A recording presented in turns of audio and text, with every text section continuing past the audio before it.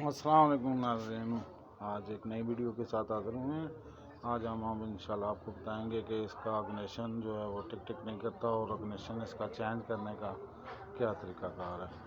تو یہ اگنیشن ہم نے لے لیے اور پرانا اگنیشن کے یہ آپ نے اس کی گرپس وغیرہ اتار لینی ہے، اس کی ارتھ کی تار اتارنی ہے آپ نے۔ یہ آپ گھر میں ایزیلی آپ خود چینج کر سکتے ہیں، اس میں کوئی مشکل نہیں ہے، ہم آپ کو انشاءاللہ بتائیں گے۔ اس کا یہ سب سے پہلے ارتھ کی تار اتار لیں، ارتھ کی تار آرام سے اتار لی۔ اب آپ نے اس کو جو ہے نا اس کی گرپس وغیرہ جتنی بھی ہیں وہ آپ آرام سے کھول لیں۔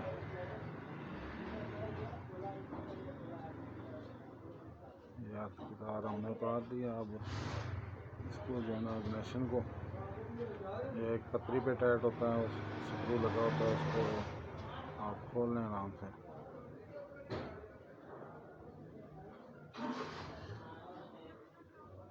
یہ آپ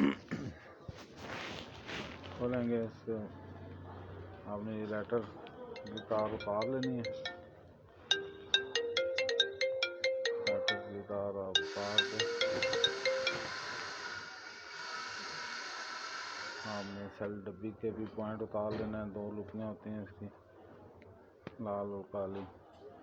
تار اتار کے اگنیشن آپ کے ہاتھ میں آ گیا۔ آپ یہ اگنیشن کے دو سکرو ہیں پتری میں جو لگے ہوتے ہیں، اس کا کور ہوتا ہے اگنیشن ڈبی کا کور، اس کے بھی دو سکرو آپ کھولیں اور یہ آپ اس کو سائڈ پہ کاٹ دیں۔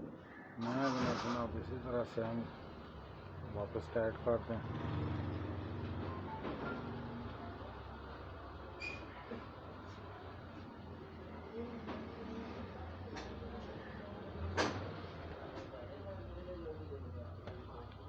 واپس سکرو آپ اس کو لگا دیں، اسی طرح ٹائٹ کر دیں۔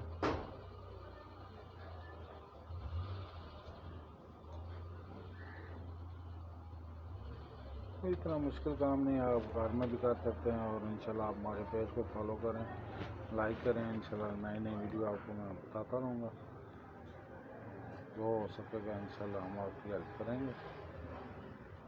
اس طرح آپ اس کو واپس تاریں جو ہیں وہ نیچے والی سائڈ پہ جائیں گی اور جو بلیک تاریں ہیں تین وہ اوپر آئیں گی۔ یہ آپ نے دو سیل کی ڈبی کی تاریں پہلے ادھر لے آئیں، سیل والی ڈبی والی سائڈ پہ، یہ دیکھ لیں لال اور کالی تار ہیں۔ اور ناظرین ہمیشہ یاد رکھیں، جو ڈبی کا پہلا پوائنٹ ہے اس پہ لال لگے گی اور جو پچھلا پوائنٹ ہے اس پہ کالی نیوٹرل لگے گی۔ تاریں الٹ کرنے سے بھی جو ہے نا وہ گزران نہیں ہوتا۔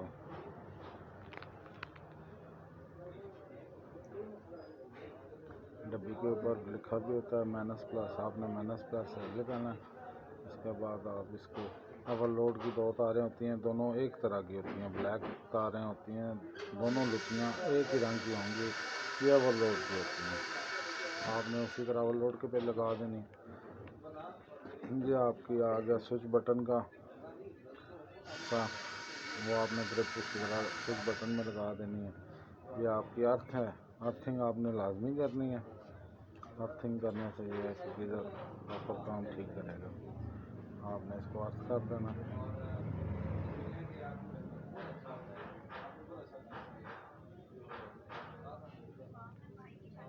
اور اسی طرح یہ اس کی ایک میگنیٹ کوائل کی تار آ گئی، گرپ تین تاروں کی گرپ ہوتی ہے، وہ تین تاروں کی گرپ میں واپس جڑ جائے گی۔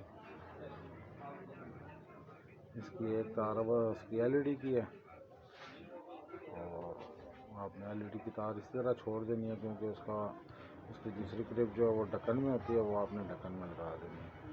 اور یہ یہاں آپ نے بڑی احتیاط کرنی ہے، یہ تین تاریں ہوتی ہیں، دو لیٹر ہوتے ہیں اور ایک سینسر ہوتا ہے۔ آپ نے اس چیز کو دیکھ لینا ہے۔ یہ ڈبی کے اوپر یہ دیکھیں آپ کو نظر آ رہا ہوگا، پہلا جو ہے وہ پوائنٹ S جس پہ لکھا ہوتا ہے وہ سینسر کا ہوتا ہے، یہ والا S جس پہ لکھا ہوا ہے آپ نے لمبی لوپی کے ساتھ، لمبے ہولڈر کے ساتھ لگانی ہے۔ یہ دیکھیں یہ اس کی لینتھ لمبی ہے، ہولڈر کی لینتھ لمبی ہے، اس میں یہ سیریز تار جائے گی۔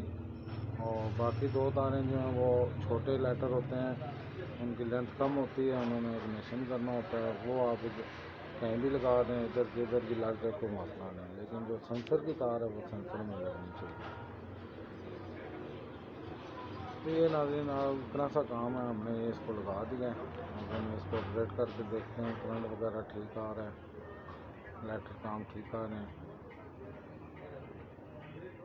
تھوڑی سی ایڈجسٹمنٹ ہوتی ہے ان کی، بہت زیادہ گیپ بھی نہیں ہونا چاہیے اور بہت جڑاؤ بھی نہیں ہونا چاہیے پوائنٹ کے ساتھ، تاکہ کرنٹ جو ہے وہ شعلہ صحیح مارے، تاکہ گیزر جو ہے نا وہ اگر گیپ زیادہ ہوگا ناظرین تو اس میں بھی پراپر کرنٹ دے گا نہیں، پھر گیزر بلاسٹ کرتا ہے، دھماکہ کی آواز کرتا ہے۔ یہ دیکھیں اب اس کا کرنٹ، جو یہ والا پوائنٹ یہ بہت نزدیک تھا، اس کو ہم نے تھوڑا سا ہٹایا، یہ دیکھیں کرنٹ اب آنا شروع ہو گیا۔ یہ ناظرین چھوٹی سی کاوش تھی ہماری، امید کرتا ہوں آپ کو پسند آئی ہوگی، بہت شکریہ، اللہ حافظ۔